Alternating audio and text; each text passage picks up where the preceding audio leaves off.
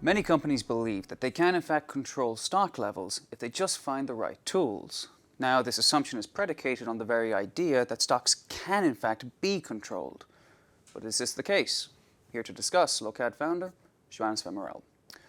So Joannes, before we get into the methodology or anything more specific, let's set the table. When clients make any stock or inventory related decisions, what is the problem that they're trying to solve?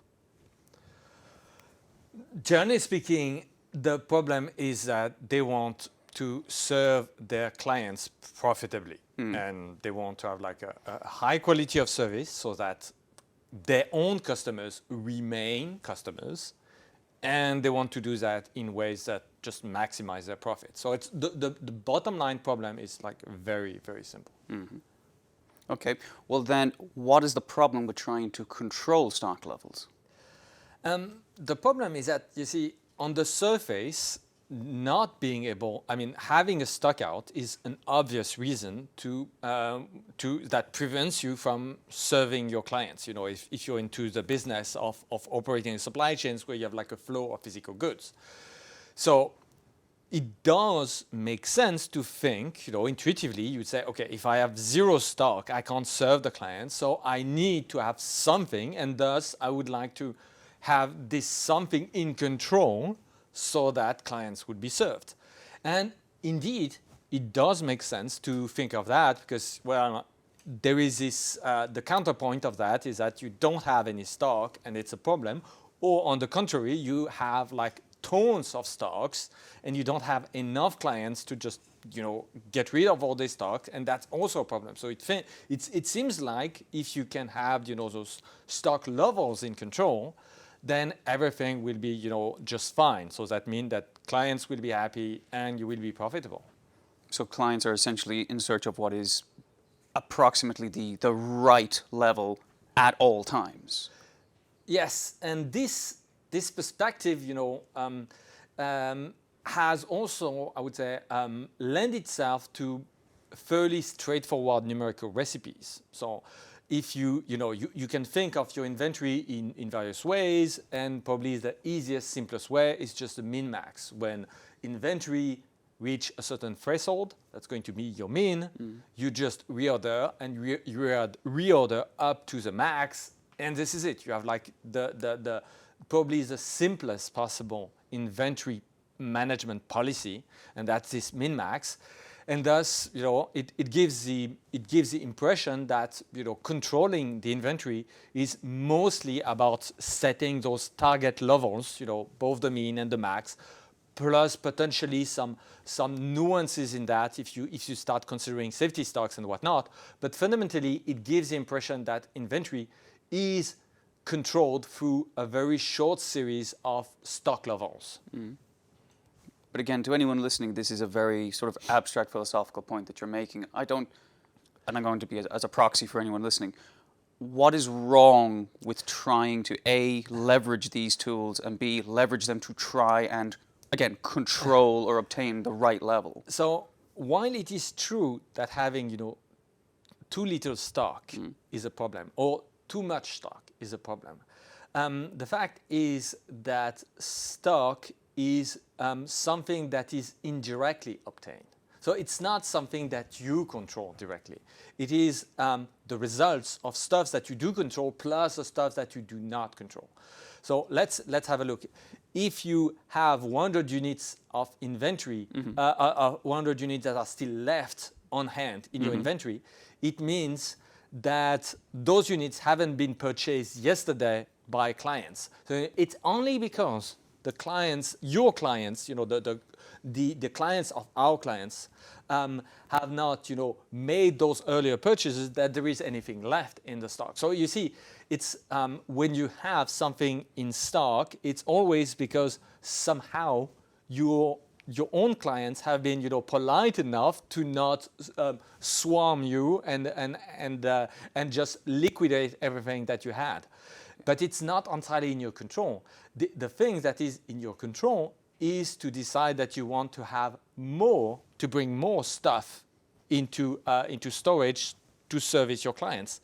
And even that is not entirely up to you, because if you decide now that you want to bring, let's say, 100 extra units in stock, you have typically a varying lead time. So you can decide that you want 100 units, but that is not entirely in your control because the delay will vary, and sometimes your supplier might not be perfectly reliable as well. And so while you order 100, maybe they will only deliver 80 units, and thus your intent was clear, but the end results comes as with interferences.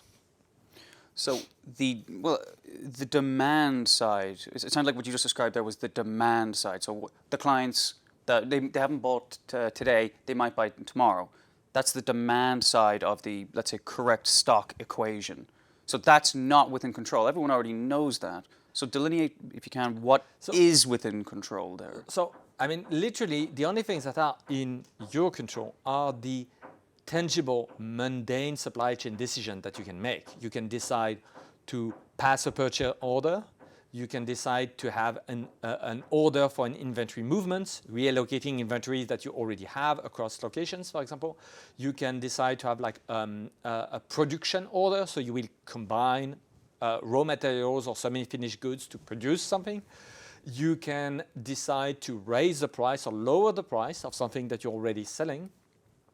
You can decide to just dispose of something that you have. Why would you do that? Well, if you have a problem of storage space, for example, there is not enough, there is no more free space left to bring in more stuff that you need to bring in order to serve your clients. Maybe at some point you can just decide to liquidate dead inventory to make room for this, for some better inventory to flow in.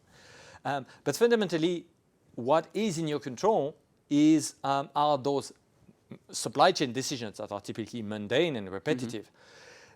The stock level is not something that is in your power. I mean, not directly. The stock level only reflects, the combination of the decisions that you've taken and the other semi-random events that just happens, such as your own customers making purchases or requests from you. Well, not only your customers, presumably also other forces within the market. I mean, the actions of your competitors as well can influence what your customers have done. Exactly. I mean, that's so you see, the thing is that you take a decision, but then the outcome of this decision, good or bad, for example, you say, I face a stock out. So clearly my stock level is too low. That is true. But the problem, so again, what you should have done is pass a bigger purchase order earlier. That, one way. But fundamentally, again, you don't have direct control on the stock level. You have control on the decisions. This may seem like a subtle difference, but in practice, in real-world settings, it makes all the difference. Because you see, decisions that you have about your inventory, they come as a package. For example, if you want to replenish a store, you might say, I want, conceptually, you have two ways to look at it. You can say, for every SKU that I have in the store, here is my target stock level, and thus I compute, according to this ideal stock level, exactly what I need to bring in. Or I can directly decide, what do I bring in? What is the difference between the two options? They seem like exactly the same. One way you pick your stock levels, and that gives you a quantity. The other one is, well, you just pick the quantity directly. Well, it turned out that if you want to have a full truck delivery, if you are directly looking at quantities to be moved, then you have direct control on stretching or stretching those quantities so that they will match a full truck. But if you are operating based on target stock levels of some kind, then you will generate indirectly those quantities that needs to be replenished. And then you will realize that the quantities that you want to replenish just do not match a full truck. That's the problem, is that if you if you tackle the problem of replenishment through stock levels, you are blind to all sorts of other elements that comes into play in the final ordering decision. You see, that the thing is that from afar, it seems like the stock level is like a perfect, way to control what is being ordered. But the reality is that an actual ordering decision has many more dimensions. We could enumerate. So I was just mentioning the full truck case for a retail store, but if we are at the warehouse level, the supplier might have price breaks, such as if you order more, you get a discount. Again, if you pick a stock level, you do not see that. It means that you order exactly whatever brings your stock up to the level, irrespective of whatever benefits you may gain from ordering, in reaching certain targets so that you hit your price breaks. Similarly, the supplier might have, and it's very widespread, it's almost ubiquitous, MOQs, minimum order quantities. What happens when you say, I want a target quantity at 100, and that's for your stock, but then the MOQ of your supplier is 200. What do? You have 50 units left in stock, so you're well below your ideal stock level, which is at 100, but the MOQ of the supplier is 200 units. What do? Do you order those 200 units now, and then that brings you to 250 units, more than twice than your original targets? Or do you wait until you have almost like completely exhausted your stock, and then at the last moment you order, and then you bring in those 200 units? That still puts you almost twice over your ideal stock targets. You see, the problem that I have with the stock level perspective is that it is a simplification, and it is simplistic. It does not acknowledge the sort of the subtle or not so subtle constraints and factors that comes into the ordering mechanism. And then, for example, what if your supplier can expedite the purchase order for a little fee?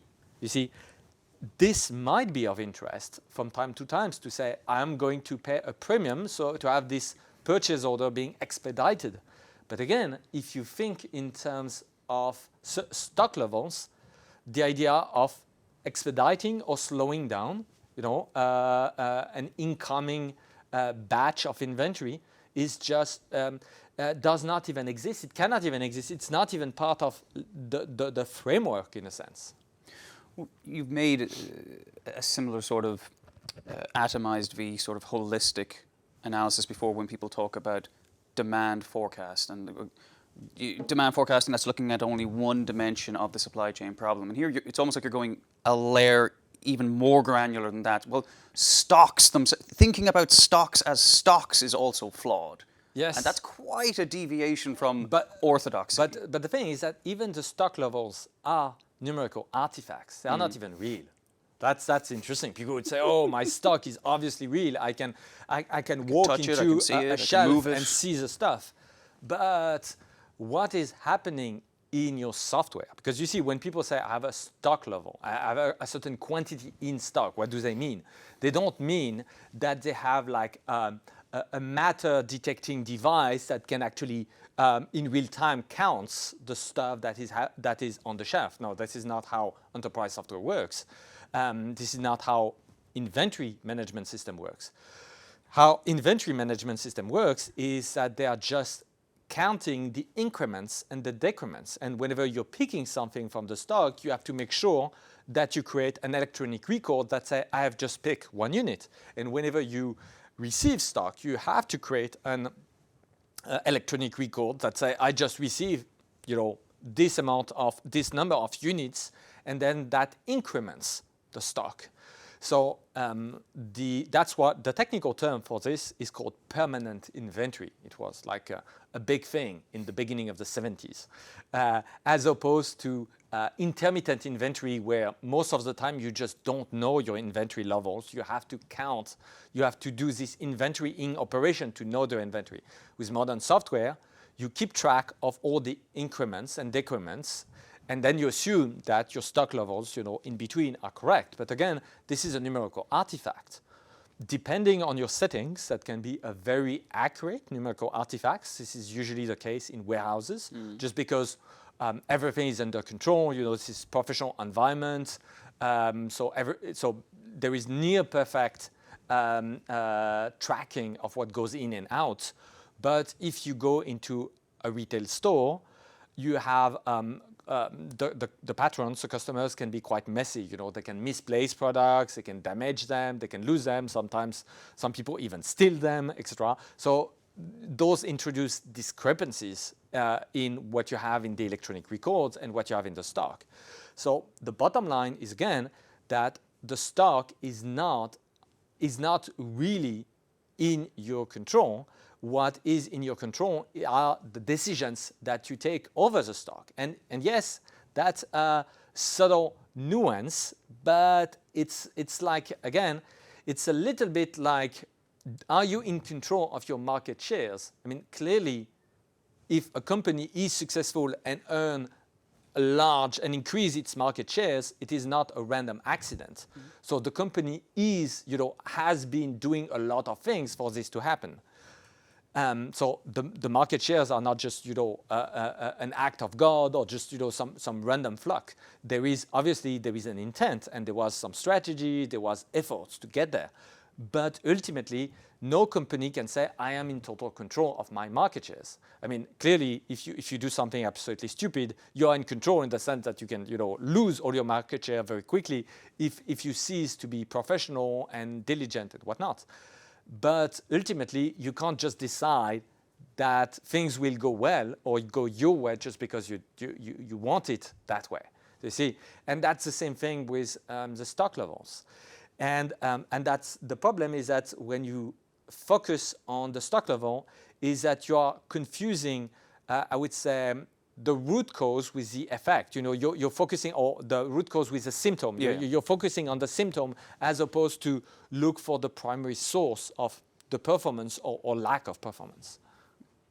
Well, then what would be the root cause? Where should we be redirecting in simpler terms? Actually, no, let me rephrase the question. So,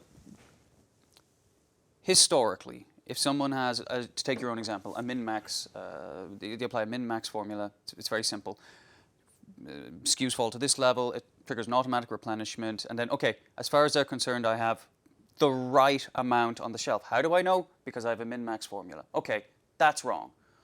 How can companies, if we do away with that, how can companies know if their inventory decisions are right or approximately right or good or ideal, if not by recourse to a formula of some kind? So the interesting thing is that, what I propose is to just start paying attention to the supply chain decisions.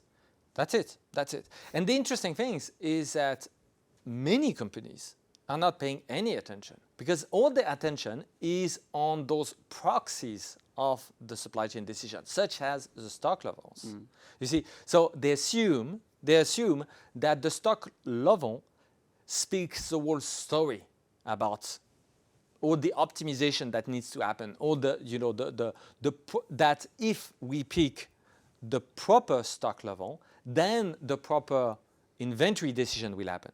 And what I propose is no, because the proper inventory decision is a higher dimensional thing compared to the stock level. So you see, the stock level is a simplistic view, and there is no such thing as the ideal stock level, because the ideal stock level just cannot tell you all there is to know to get the best or a good ordering decision. So it exists in a vacuum, essentially.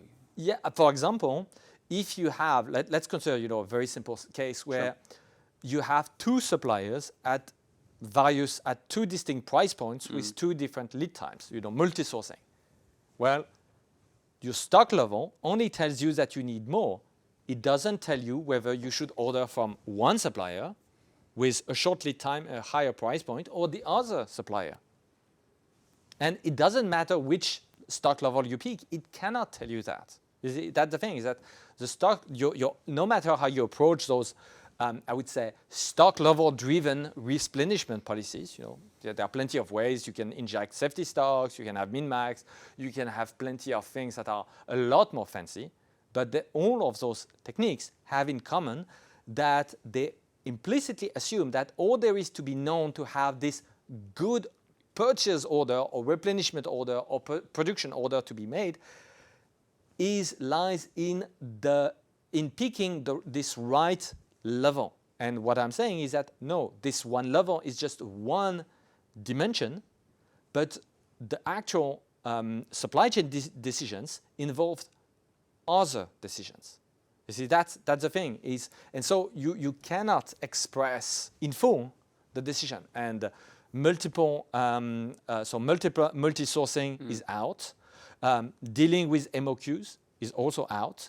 Dealing with full trucks is also out. Even basic things such as dealing with the overall capacity of the store is out. What do? You decide that this SKU needs, a higher service level, a higher, stock level. Very well. You decide that, and then you move to another SKU and you make the same decision, higher stock level. I just analyze that and I say, I need more, and then at the end of the day, once you've reviewed, let's say, the 5,000 SKUs of the store, you realize that your total capacity exceed the capacity of the store. What do?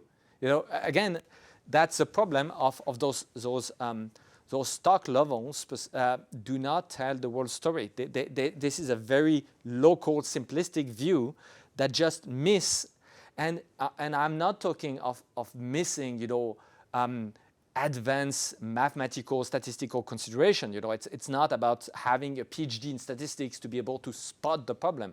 The problems is literally super obvious. It's, again, if we look at, for example, pretty much every vertical has its problems that would just not fit the situation. Just look, for example, Perishable, fresh food, super basic. Well, what if I have 40 units in stocks and my ideal stock level is 40 units? Perfect. But this is perishable products. And I realize that 35 of those 40 units just expire by the end of today. So tomorrow morning, I'm left with 5 units. That's the one that are not, that haven't expired. Yeah. So that means that yesterday, according to my ideal stock level, everything was just fine. I was, right on target, 40 units, perfect. And today, I just realized that, no, I am 5 units left, all the rest has evaporated. It's super predictable, and yet this ideal stock level just didn't tell me anything. And again, that's this simplistic perspective is that it tends to ignore tons of things. Well, that's the thing, excuse me, and there are a few points that I do want to come back to, but what you just said about anyone who, let's say, who sells perishable goods, it indicates the fact that the misapprehension about control and ideal and perfect stock levels varies by vertical. Because again, if you sell hard luxury or FMCG goods, you're not going to be as vulnerable because the dimensionality of expiration is absent there, or at least not as pronounced as in perishable goods. The reality is that no matter which vertical, when you start paying close attention, you will realize that this simplistic, idealized stock level or control of your supply chain through stock level is harming you in being simplistic and in not acknowledging tons of important aspects of your business. Which aspects gets ignored? Well, it depends on the vertical. But my proposition is that no matter which vertical, it's still, they are still going to be substantial. For fresh food, it's going to be perishability. Yeah. For aviation and aerospace, it's going to be the flight hours and flight life cycles that lives in your rotable, in your stock of rotable parts. If you go for fashion, the problem will be the overall schedule of collections, where you want things, you want to have consistency in your assortment. You want to have, all colors, all sizes, and again, the stock level just doesn't tell you about whether on the wall you have something consistent for the whole store. It just tells you, whether this one article is properly stocked or not. It doesn't take into account any kind of substitution, cannibalization, and if you go into B2B businesses, then you don't realize this stock level, doesn't, for example, let you correctly address basic problems such as one of your B2B clients has passed a purchase order in advance for you of a large quantity, giving you plenty of time to make sure that everything was ready to serve this client on this given day. It's something that really happens frequently in B2B. Let's say you're a wholesaler of electrical equipments. You have one of your clients is a large construction company, and they will order, 2,000 light switches for a building. And they say, we don't expect you to have that, available right now. So we pass the order 3 months in advance, but in 3 months, we expect that on these dates for you to have all those light switches ready to be delivered where we want those things to be delivered. So that's just an example. But again, if you think in terms of stock levels, those dimensions are just absent. And I do want, you mentioned MRO. I really want to come back to that because it was a very interesting example, because it opens up an immediate sort of a naysayer's response, which is if you're operating an MRO, and you gave the example of rotables, expensive parts in and of themselves, but not having the correct level of those. Whatever you think about the formulas, not having the correct level when you need it can result in hundreds of thousands of dollars in an AOG event. So someone can just say, or what do you say to someone who says, I agree with the philosophy, it's fantastic, but the cost of me being wrong based on what you're saying is immediately $300,000 for a 747 on the ground? Yes, but again, due to the fact that you do not control the stock level, saying that the stock level is wrong is wishful thinking. You do not control the stock level. You only control decisions that ultimately, govern, but incompletely, your stock level. And if we go to the aerospace, for example, TAT, turnaround time, matters. So the stock might be low, not because you don't have enough equipment, but just because they are getting delayed in being repaired and in becoming serviceable again. So the problem might not be that you don't have enough in an absolute sense, that you're lacking parts, but just because whoever or whatever is in charge of getting those parts repaired is just too slow. So you see, it is, again, there is nuances in those decisions that are in your control, that are just absent from the stock level, and that's my beef. That's the point I'm trying to convey, is that you cannot, this governing the inventory through the lenses of this of those idealized stock levels, and there are several ways to do that, is incredibly simplistic. And I believe that a lot of mainstream supply chain textbooks have made the problem worse by promoting tons of techniques that, I would say, put those this governance of the supply chain through the stock levels on, that puts those techniques on a pedestal. And the reason is that if you make certain assumptions, such as stationary demand, stationary lead times, which are total nonsense. There is nothing in the real world that is even close to stationary anything. But if you make those assumptions, then yes, you can, under certain extra conditions, yes, get something where indeed the stock level is a strict logical equivalent to the purchasing decisions.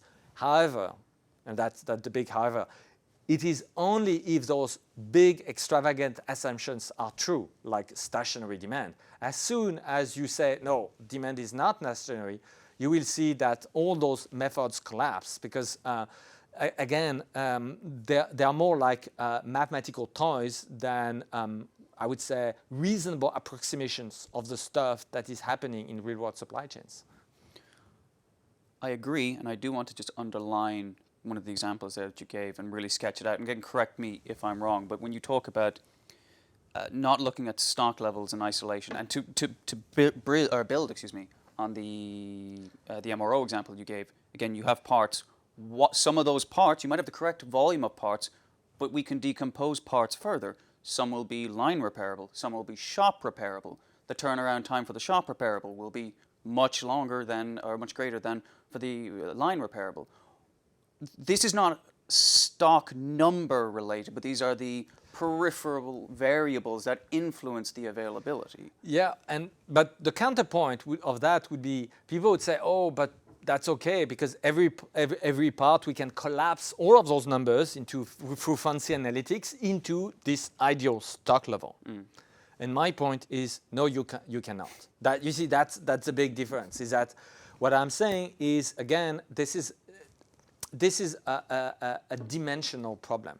Just like if you have a black and white screen, it doesn't matter if you can add more pixels, you are lacking the colors, you know. And adding pixels do not solve the fact that you have no colors on the screen. It's still a black and white screen. And here, what we have is stock levels, you know, governing your supply chain through stock levels is again approaching, you know, images through black and whites. And you're lacking actually several dimensions, but you're lacking this color dimension. And no, it's not by having, you know, more sophistication in picking this right stock level that you can fix these missing dimensions.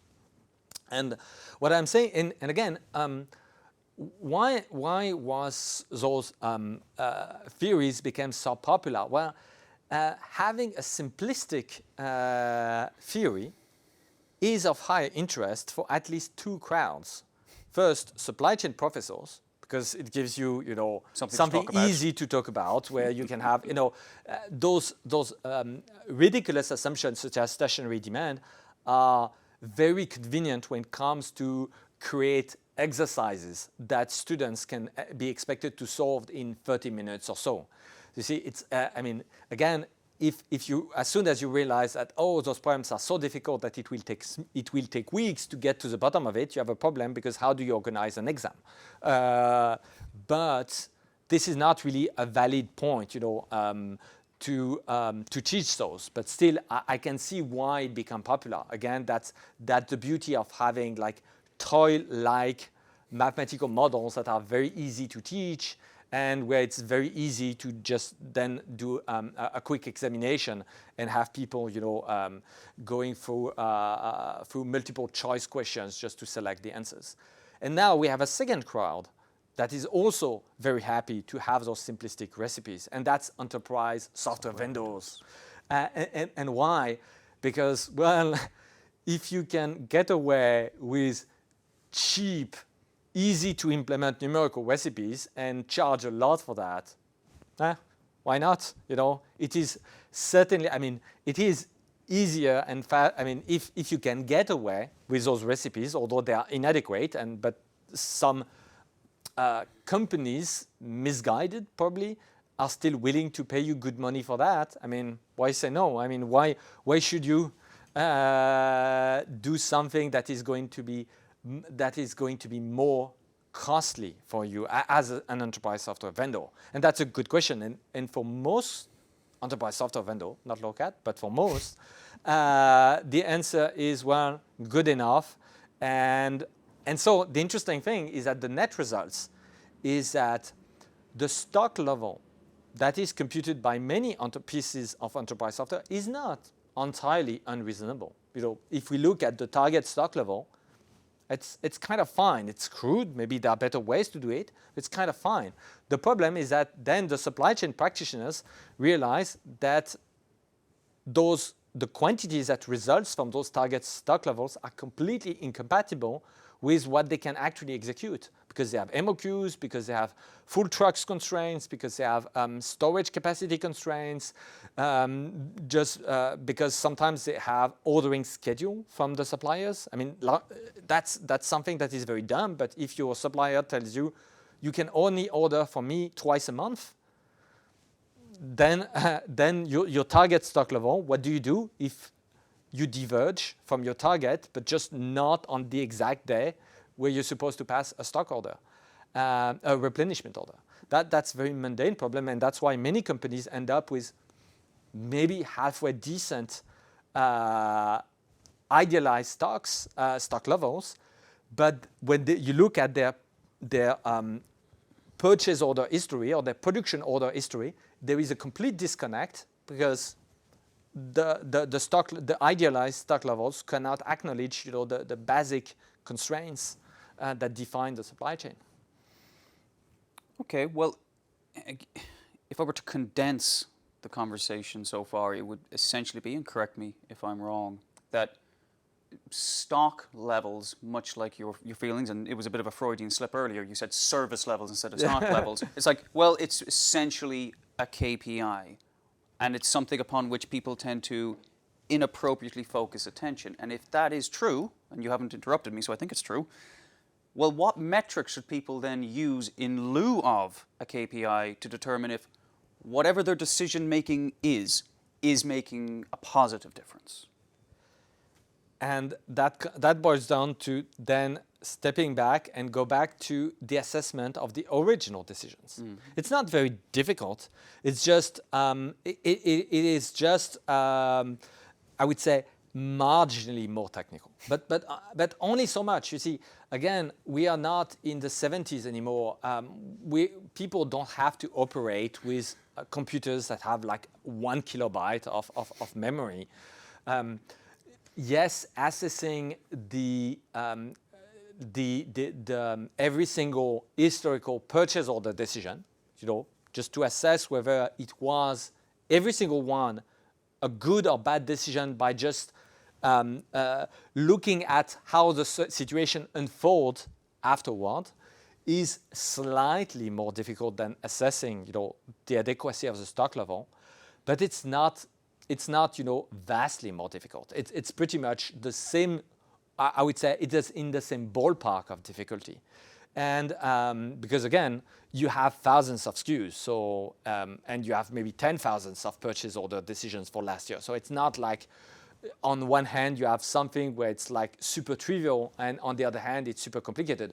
It's assessing, stock levels is not that difficult, and assessing the quality and assessing the quality of those purchase order decisions is only very marginally more difficult, but that much more.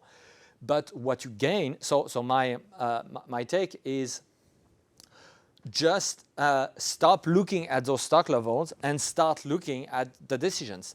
And usually the entire framework is geared in a way that makes those decisions entirely invisible to you. So you see, nobody looked at them. They are not even part of the picture. They're not even part of the framework. And so people complain, usually way too late after the events, that inventory is too high or too low, while in fact the problems could be rooted, to trace back to decision that happens months earlier, and those decisions could have been challenged much earlier. And also, that's also I would argue, is that those decisions are in many ways, I would say, much easier to challenge. Because you see, the interesting thing is that if I say this stock level is too high, there are many parties that could be blamed. Maybe I could say, guys, the people from marketing, their last campaign has been, really crap. And that's why we didn't get enough demand. And so it's their fault. But So you see, it's a mix of responsibility. Maybe I ordered too much, or maybe etc. But if we look at the decision, we could say, well, this is a decision that you made, and it was really in your control, and so it's much easier to attribute, responsibility to whoever or whatever is governing this decision, and thus improving ultimately the process that governs those decisions, as opposed to improve the stock level that is the mix of a lot of stuff, some of them being in your control, some of them not being in your control. Well, that sounds like a cultural shift, because in many cases, I'm not going to speak for all companies, but in many cases there's a bit of an aversion to any mechanism that would magnify the scope for allocating responsibility. There's almost the opposite, a diffusionary mechanism in play. Yes, and again, I think that vendors, especially enterprise software vendors, have been playing this card quite smartly over the last 2 decades. I mean, with now frequently very large companies, and making the situation very opaque. I mean, yes, on paper they would say our software gives you full transparency, but when you look at what they are promoting and the sort of numerical recipes that they are promoting, those recipes, especially those that are looking at service level, they are not fostering transparency. On the contrary, they are fostering a huge paradigmatic layer of opacity. So, let's maybe start to wind up. But when we're talking about culture tends to come top down. So then we are talking about, let's say, C-level execs and their ilk. How would you summarize your overall thesis today at a C-level? At the C-level is you can optimize only what you measure and what you control. If you don't control the stuff, then there is no optimization possible. It's an outcome left to chance. So you need to be in control of this thing you want to optimize. And then obviously you need to measure, otherwise you don't know if what you've done is better or worse than what you used to do. So, and that's a very, very, very basic thing. And now if you apply this very basic line of thinking to supply chain, that means that what you control are the supply chain decisions, not the outcome of those decisions that are mixing in tons of things that are not in your control. So that's it. Just say we optimize by focusing on what we control and what we can measure. And by the way, the what we can measure is slightly dangerous, because sometimes there are stuff that you can't measure that are still very, very important, but that I would say a discussion for another day. When it comes to those stock problems, it's okay. You can measure the relevant stuff. Measurement is not, the biggest challenge. It's a small challenge compared to other challenges. Well, I'm convinced. And thank you very much for your time. A pleasure as always. And thank you very much for watching. We'll see you next time.